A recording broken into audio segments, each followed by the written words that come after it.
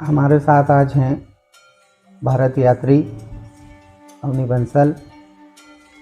Supreme court advocate, जिन्होंने भारत जोड़ो यात्रा में कदम ब कदम राहुल गांधी के साथ में पूरे देश की यात्रा की है और भारत जोड़ो का एक संदेश दिया है, डरो मत का एक संदेश दिया है। हरदा की बेटी हैं।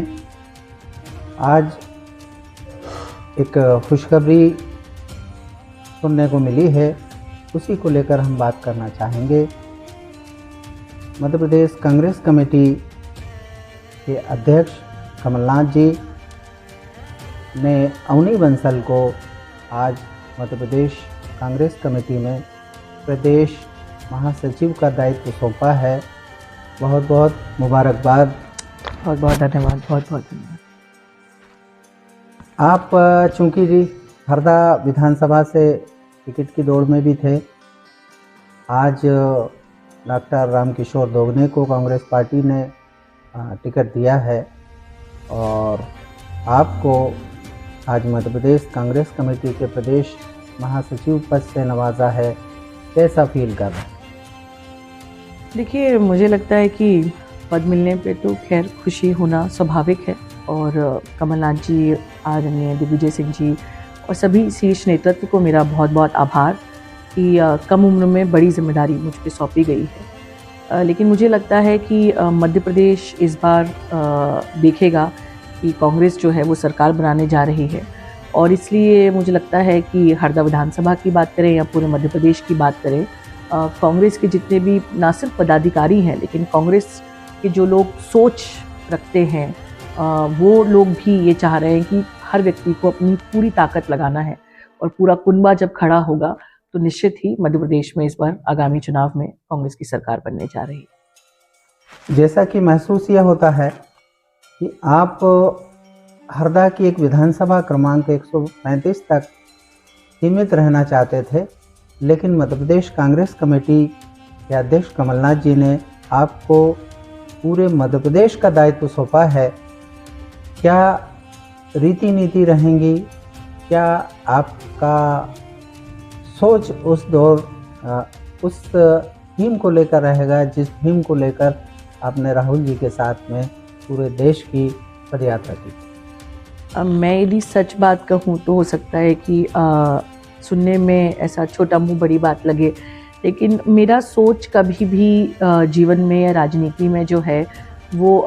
ये नहीं रहा कि मैं उसको सीमित कर लूँ। आप जानते हैं कि मैं विदेशों से पढ़ाई कर कर आई, तो मुझे लगता है कि जहाँ हम एक तरफ मैं भारतीय राजनीति को अपना जिसे कहा जाए फील्ड ऑफ वर्क मानती हूँ, लेकिन उसमें भी मेरा ये सोच होता है, जैसे लगातार चुनाव के समय में भी इजराइल पैलेस्टीन में जो हो रहा है,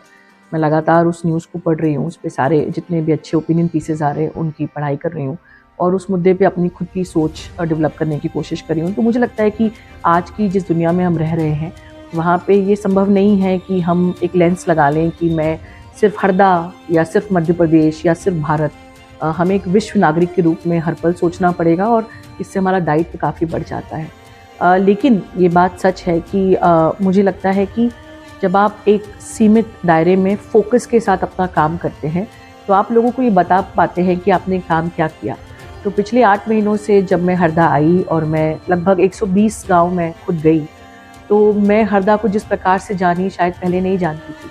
लेकिन टिकट के पहले तक की जो लड़ाई थी उसमें मेरा दायित्व अलग था, क्योंकि उसमें लोग ये मान सकते थे कि आप शायद टिकट की दौड़ में हैं इसलिए आप यहाँ पर अलग अलग गाँव जा रही हैं। लेकिन अब जब टिकट नहीं मिली है तो मुझे लगता है कि मेरे ऊपर दायित्व जो है हरदा की जनता की ओर से वो और ज़्यादा बढ़ गया है। तो सरकार हमारी आती है या नहीं आती है, विधायक हमारे आते हैं या नहीं आते हैं, जिन सवालों को लेकर मैं चली थी कि क्यों मध्य प्रदेश में जब हम बात करें तो महिलाओं के साथ जो अत्याचार हो रहा है वो तो सबके सामने है, लेकिन हरदा में हम देख रहे हैं कि बहनें जो हैं वो FIR नहीं दर्ज करा पा रही हैं। क्यों सिर्फ एकमात्र पॉलिटेक्निक कॉलेज है? क्यों बच्चियों के लिए सिर्फ एक ही गवर्नमेंट स्कूल है? क्यों हमारे अस्पताल अच्छे नहीं हैं? क्यों खिड़कियाँ में कोई स्टेडियम नहीं है, बस स्टैंड नहीं है? मतलब हमारे जो मुद्दे हैं वो कितने बेसिक हैं। तो दुनिया भर की पढ़ाई कर लें, आप एक विश्व नागरिक है भी, लेकिन आप जहाँ से आते हैं यदि वहाँ पर ये बेसिक मुद्दे भी आज तक सॉल्व नहीं हुए हैं तो तो आपको अपने आप से सवाल करना पड़ता है कि हमें इनके लिए काम करना पड़ेगा।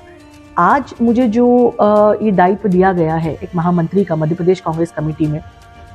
इसमें मेरे काम करने के आयाम और खुल जाते हैं, क्योंकि मुझे लगता है कि लोगों की समस्याओं को मध्य प्रदेश कमेटी तक ले जाना और उसके बाद ज़रूरत पड़े तो दिल्ली ले जाना, तो उसके लिए ये पद जो है ये एक तरह से आपके लिए रास्ते खोलता है। और महामंत्री के तौर पे जो भी प्रभार दिया जाएगा किसी और जिले का या जो भी और दायित्व, वो भी दायित्वों में शामिल होगा। तो कहीं ना कहीं जिसे मैं कहती हूँ पॉलिटिकल ट्रेनिंग, वो भी इसके माध्यम से मुझे सीखने का मौका मिलेगा। तो अभी तो मैं जिस दौर में, मुझे लगता है कि हर एक अपॉर्चुनिटी, चाहे वो ये विधानसभा का चुनाव की तैयारी हो, प्रचार प्रसार रहा हो, अब जो काम करेंगे वो, और महामंत्री, ये सारे जो काम मुझे दिए जा रहे हैं, इन सब से कहीं ना कहीं मुझे लगता है कि बहुत कुछ सीखने का मौका है और उसी तरीके से मैं आज के इस दायित्व को देख रही हूँ। क्या कहना चाहेंगे?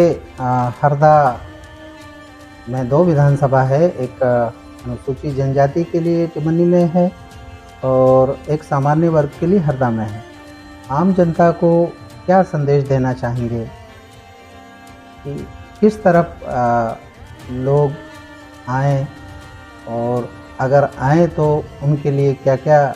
दरवाजे खुलेंगे, क्या क्या फ़ायदे होंगे जी, और कौन कौन सी सोच आगे बढ़ के काम करेगी? जी, मेरा 3 बिंदु का संदेश है हरदा और टिमरनी दोनों विधानसभा के लोगों के लिए। देखिए, पहला तो ये कि ये समझना बहुत ज़रूरी है एक अवेयर सिटीज़न के रूप में कि कांग्रेस यदि आती है, सरकार बनाती है, तो क्या अंतर होगा, और भाजपा यदि सरकार बनाती है तो क्या अंतर होगा। हम पिछले मामा जी का यदि हम पूरा कार्यकाल देखें तो ये बात साफ नज़र आती है कि भाजपा जो है वो हमेशा चुनाव के पहले कई सारी लॉलीपॉप आपको पकड़ाती है जनता को, और ये कहती है कि लाडली बहनें और हम उनको इतना पैसा देंगे, लेकिन वही जब भाजपा सरकार में होती है तब अचानक से उसको बहनों की कोई पड़ी नहीं होती है या बहनों के बारे में उनकी कोई सोच नहीं होती है। इसके विपरीत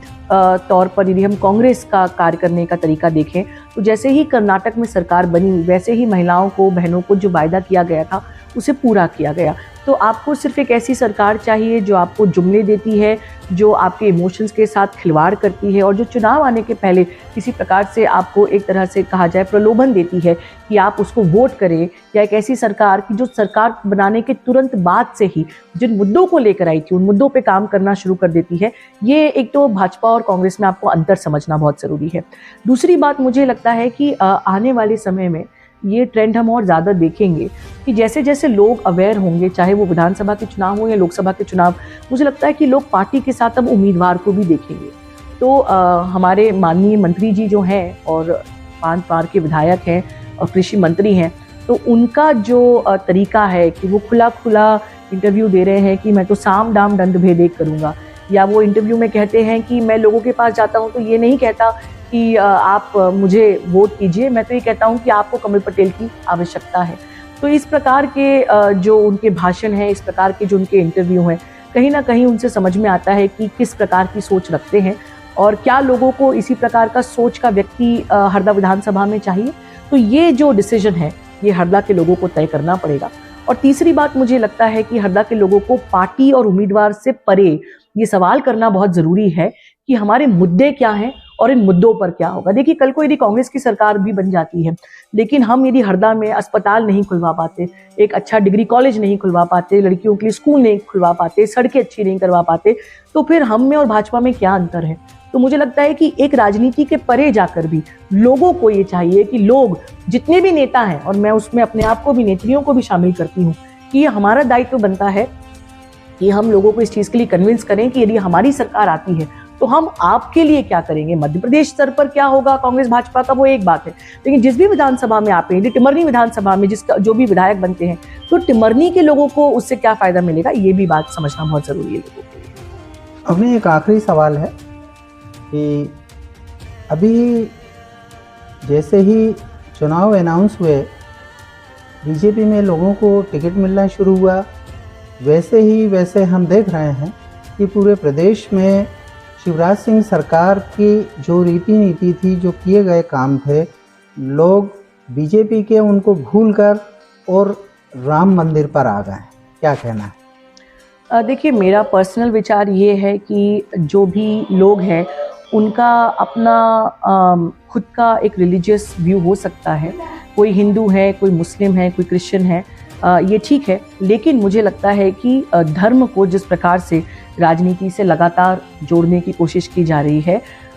मुझे नहीं लगता कि उससे हमारा देश एक अच्छी दिशा में आगे बढ़ेगा। और देखिए, मेरे लिए तो मैं संविधान की स्टूडेंट हूँ और मेरी संविधान की पढ़ाई है और मैं संविधान की प्रैक्टिस करती हूँ। तो मुझे लगता है कि धर्म और स्टेट को जितनी हद तक, देखिए इंडिया में स्टेट और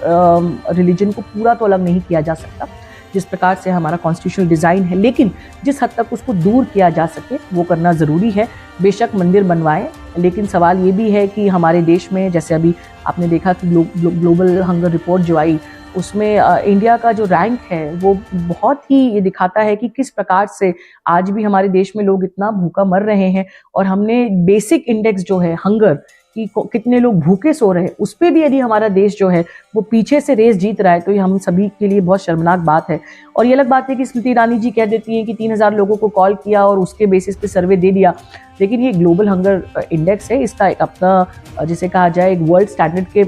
मायने पर इस रिपोर्ट को बनाया जाता है। और ऐसे में इंडिया जो है वो अपने नेबरिंग कंट्रीज, पड़ोसी देशों के कंपैरिजन में भी इतना पुअरली फेयर कर रहा है, तो ये बहुत ही गहरा मुद्दा है। तो मुझे लगता है कि मंदिर बेशक बनाए जाए, लेकिन पूरी राजनीति को मंदिर के माध्यम से लोगों का ध्यान भटकाया जाए, इस तरह की राजनीति मुझे लगता है कि ये हमें गर्त की ओर ही आगे ले जाएगी। Thank you. आप देख रहे थे अवनी बंसल, हरदा की बेटी, भारत यात्री, नवनियुक्त मध्य प्रदेश कांग्रेस कमेटी प्रदेश महासचिव। ज्वलंत मुद्दों पर हमने इनसे बात की है। अग्निचक्र लाइव न्यूज़ के साथ सैयद महमूद अली चिश्ती, विजय दुबे की रिपोर्ट।